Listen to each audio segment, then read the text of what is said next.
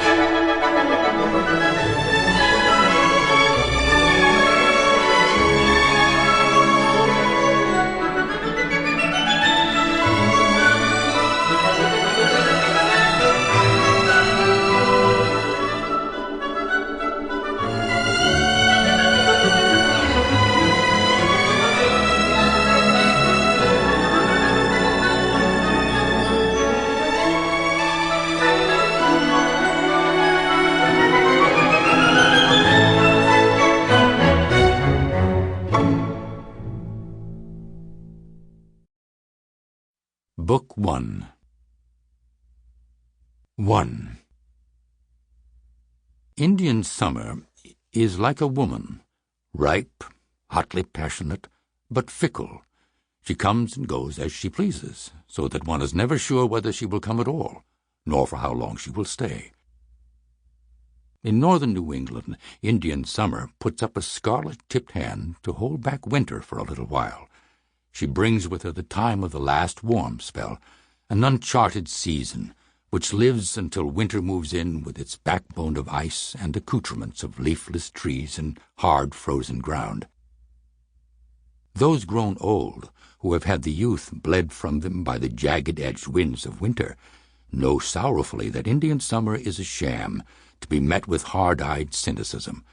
But the young wait anxiously, scanning the chill autumn skies for a sign of her coming, and sometimes the old, against all the warnings of better judgment, wait with the young and hopeful, their tired winter eyes turned heavenward to seek the first traces of a false softening.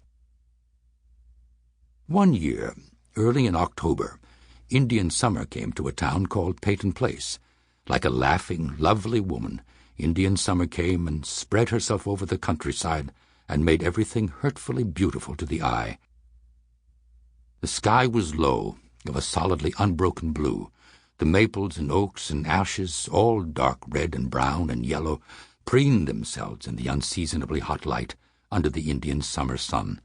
The conifers stood like disapproving old men on all the hills around Peyton Place and gave off a greenish-yellow light. On the roads and sidewalks of the town there were fallen leaves, which made such a gay crackling when stepped upon, and sent up such a sweet scent when crushed, that it was only the very old who walked over them and thought of death and decay. The town lay still in the Indian summer sun. On Elm Street, the main thoroughfare, nothing moved.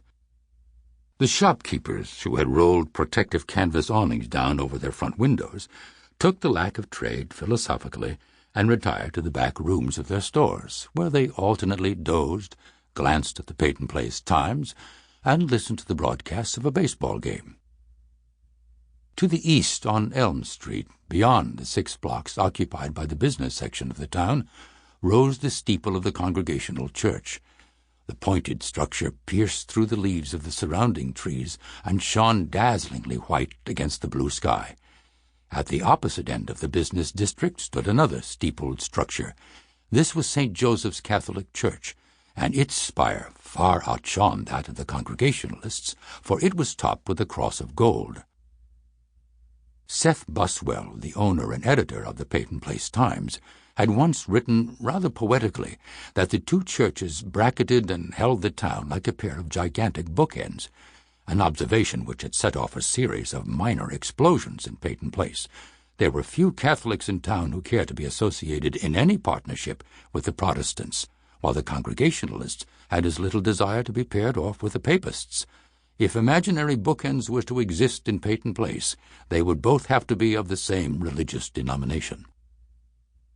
Seth had laughed at the arguments heard all over town that week, and in his next edition he reclassified the two churches as tall, protective mountains guarding the peaceful business valley. Both Catholics and Protestants scanned this second article carefully for a trace of sarcasm or facetiousness, but in the end everyone had taken the story at its face value, and Seth laughed harder than before.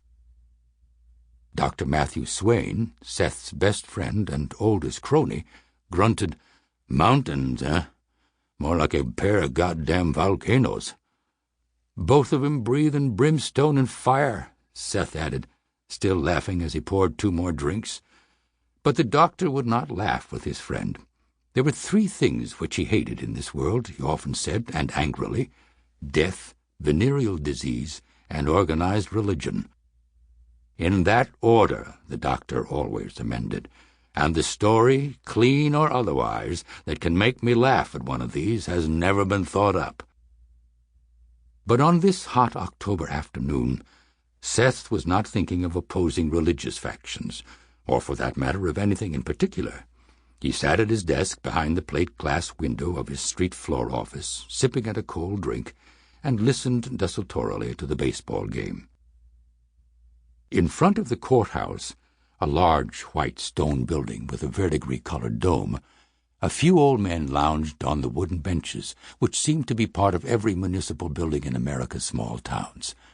The men leaned back against the warm sides of the courthouse, their tired eyes shaded by battered felt hats, and let the Indian summer sun warm their cold old bones.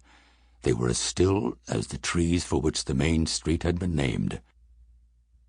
Under the elms, the black-tarred sidewalks, ruffled in many places by the pushing roots of the giant trees, were empty. The chime clock set into the red brick front of the Citizens National Bank across the street from the courthouse struck once. It was 2:30 on a Friday afternoon.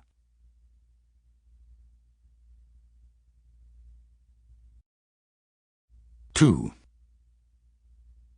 Maple Street, which bisected Elm at a point halfway through the business section, was a wide, tree-shaded avenue which ran north and south from one end of town to the other. At the extreme southern end of the street, where the paving ended and gave way to an empty field, stood the Peyton Place schools. It was toward these buildings that Kenny Stearns, the town handyman, walked. The men in front of the courthouse opened drowsy eyes to watch him. "There goes Kenny Stearns," said one man, unnecessarily, for everyone had seen and knew Kenny. "Sober as a judge right now. That won't last long." The men laughed. "Good at his work, though, Kenny is," said one old man, named Clayton Frazier, who made a point of disagreeing with everybody no matter what the issue. "When he ain't too drunk to work." "Never knew Kenny to lose a day's work on account of liquor," said Clayton Frazier. "Ain't nobody in Peyton Place can make things grow like Kenny. He's got one of them, what you call, green thumbs." One man sniggered. "Too bad Kenny don't have the same good luck with his wife as he has with plants. Maybe Kenny'd be better off with a green pecker." This observation was acknowledged with appreciative smiles and chuckles. "Jenny Stearns is a tramp and a trollop," said Clayton Frazier unsmilingly. "There ain't much a fellow can do when he's married to a born whore." "'Cept drink," said the man who had first spoken. The subject of Kenny Stearns seemed to be exhausted, and for a moment no one spoke. "Hotter'n July today," said one old man. "Damned if my back ain't itching with sweat." "'Twon't last," said Clayton Frazier, tipping his hat back to look up at the sky. "I've seen it turn off cold and start in snow in less than 12 hours after the sun has gone down on a day just like this one. This won't—" Sample complete. Ready to continue?